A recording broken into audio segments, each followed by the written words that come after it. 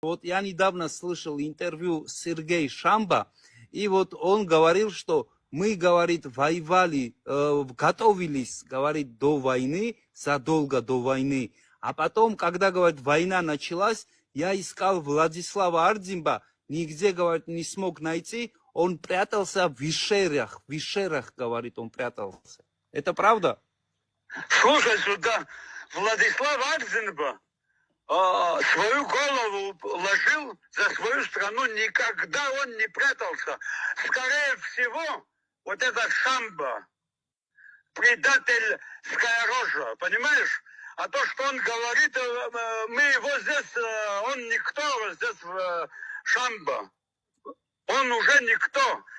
Он то, что он говорит, за это он ответит. Он ответит скоро, понимаешь? Ты меня понял, мой брат?